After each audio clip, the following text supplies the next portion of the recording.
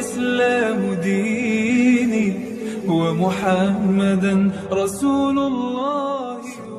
Orang yang beriman kepada Allah, orang yang taat kepada Allah Jalla Jalaluh, ketika dia hidup di dunia, dia membatasi dirinya untuk melakukan maksiat. Dia bersabar untuk tetap makan dengan makanan halal, minum dengan minuman halal, berbuat dengan perbuatan yang baik, dan dia istiqomah, dia sabar. Dia sabar untuk melakukan kebaikan-kebaikan, walaupun dia mungkin kelihatannya menderita, beratnya menjalani semua proses hidup. Dia membatasi dirinya dari fitnah syahwat dan fitnah syubhat.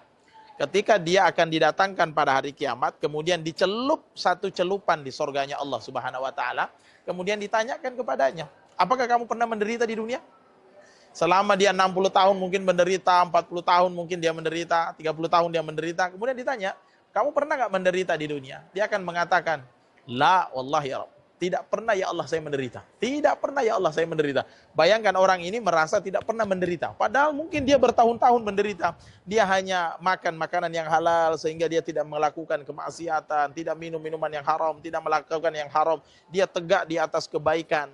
Dan dia lelah melakukan ketaatan kepada Allah. Lelah dia istiqomah. Lelah dia menuntut ilmu. Tetapi ketika dia mati di hari kiamat kemudian dimasukkan ke sorga, satu kali celupan di sorga menyebabkan dia lupa dengan penderitaan yang pernah dialami. Maka saudaraku kaum muslimin, jangan pernah merasa sedih. Karena hidupmu hari ini, ketika kamu taat kepada Allah, satu kali celupan di sorga itu menyebabkan kita lupa dengan semua penderitaan kita. Maka satu kali celupan itu melupakan semua penderitaan yang kita alami bertahun-tahun di dunia. Maka istiqomalah, karena umur kita ini kan tidak panjang.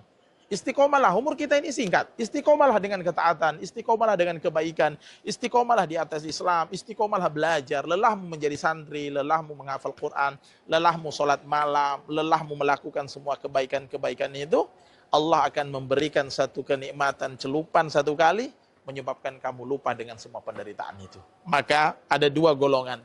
Satu orang yang merasa nikmat dengan dunia, mendapatkan celupan satu kali di akhirat, dia lupa dengan semua kenikmatan itu. Saking dahsyatnya celupan tersebut.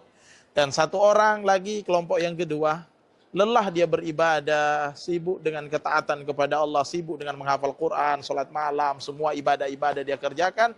Dan ketika dia meninggal dunia, dicelupkan dengan satu kali celupan saja di sorga, menyebabkan dia melupakan semua penderitaan itu. Itu baru satu kali celupan. Lalu bagaimana kalau Allah memberikan kita nikmat, tinggal di dalamnya. Barakallahu fiikum.